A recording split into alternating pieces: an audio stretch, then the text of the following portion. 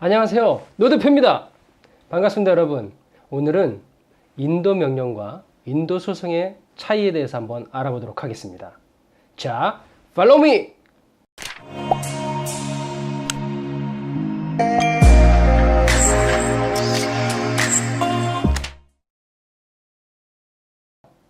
여러분 잘 지내고 계십니까? 날이 좀 많이 더워졌죠? 이 봄이 점점 짧아지는 것 같아요. 봄이 왔었나 하는 생각이 들 정도로 봄이 굉장히 짧네요.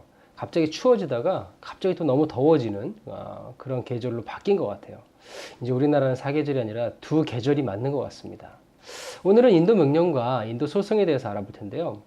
예전에 제가 경매와 공매의 차이점을 설명할 때도 가장 큰 차이점이 있다고 하나 말씀드렸던 게 바로 이 인도 명령과 인도 소송입니다. 경매하고 공매를 굳이 비교를 하자면은 공매로 낙찰을 받으면 조금 더 좋은 금액으로 낙찰을 받을 수가 있어요. 하지만 쉽게 공매에 또 다가들지 못하는 것이 이 인도 명령 제도가 없기 때문입니다. 경매의 꽃이라고 할 수 있는 그 인도 명령 제도, 이 공매에서는 인도 소송만 가능하거든요. 그렇다고 그러면 이 인도 명령과 인도 소송이 무슨 차이가 있는 걸까요?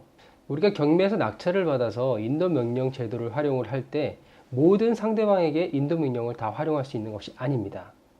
그래서 경매로 낙찰을 받으면 다 인도 명령이 되니까 걱정할 게 전혀 없어 이렇게 생각하시면 오산입니다. 자, 왜 그럴까요? 인도 명령은 경매의 낙찰자, 즉 채고가 매수 신고인에게 대항할 수 없는 점유자에게만 활용할 수 있는 거예요. 그런데 이 매수자에게 대항할 수 있는 점유자에게는 인도 소송만 가능합니다. 그러면 그 매수인에게 대항할 수 있는 점유자는 누굴까요? 첫 번째, 1원이라도 배당받지 못한 선순위 임차인은 매수인에게 대항을 할 수가 있습니다. 두 번째는 배당 요구를 하지 않은 선순위 전세권자입니다. 세 번째는 적법한 유치권자입니다. 이 사람들에게는 인도 명령을 할 수가 없고 인도 소송만 가능합니다. 물론 여러분들이 이 얘기를 들으면 경매 진짜 못하겠구나, 경공매 진짜 못하겠구나 이런 생각 하실 것 같은데 사실 이 세 가지 경우는 정말 많지 않습니다. 경공매를 해보신 분들은 아실 거예요. 정말 이런 경우가 많지 않다는 것을. 그래서 여러분 걱정하지 마시고 경매하셔도 됩니다. 자, 그러면 인도 명령하고 인도 소송은 무슨 차이가 있는 거예요? 가장 큰 차이점이 두 가지가 있습니다. 비용하고 시간인데요. 우선 비용에 대해서 말씀드리면 인도 명령 같은 경우에는 2만 원에서 3만 원 정도면 충분합니다. 그리고 서면 심리이기 때문에 변호사 선임을 할 필요가 없어요.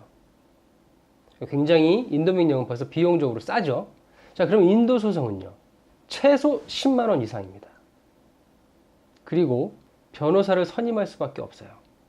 대부분 거의 다 변호사를 선임해서 인도 소송은 진행을 합니다. 그럼 두 번째 기간입니다. 인도 명령은요. 보통 1개월에서 많게는 3개월 안에 무조건 결정이 납니다. 사실 소유자 겸 채무자 같은 경우에는 거의 1주에서 한 4주 정도 안에는 무조건 결정이 날 것이고요. 타 점유자 같은 경우에는 보통 한 1개월에서 2개월 정도면 대부분 인도 명령은 결정이 납니다. 하지만 인도 소송은요. 최소 10개월 이상이 소요가 됩니다. 현장에서도 이런 일들을 많이 보는데 임차인이 정말 나쁜 마음을 먹고 임차를 해서 임대료도 내지 않고 버티기 시작하면 이렇게 인도 소송을 하는 시간이 걸리기 때문에 정말 1년이라는 시간을 버틸 수가 있어요. 그래서 정말 임대인분들은 좋은 임차인, 선별해가지고 임차인을 꼭 받는 것도 중요하다고 말씀드리고 싶습니다. 자, 어쨌든 이렇게 인도 명령과 인도 소송의 큰 차이점은 이 시간과 비용이라는 것이에요. 그래서 여러분들이 경매를 진행을 함에 있어서 이 인도 명령 제도는 정말 좋은 제도다. 그래서 여러분들이 이 인도 명령 제도를 잘 활용을 하시면 될 것 같고요. 또 설사 인도 명령 제도를 활용을 못한다 그러면 이 인도 소송 절차가 있으니까 물론 비용과 시간이 들긴 하지만 그래도 인도 소송이라는 절차가 있기 때문에 크게 걱정하지 마시고 경매와 공매를 진행을 하셔도 된다는 것을 말씀드리겠습니다. 그리고 마지막으로 팁 하나를 말씀드리면 이 인도 명령과 인도 소송은 이 상대방을 특정을 잘 하셔야 돼요. 꼭 그 점유하고 있는 사람을 확실하게 신원 확인을 하시고 그리고 인도 명령과 인도 소송을 진행하셔야 됩니다.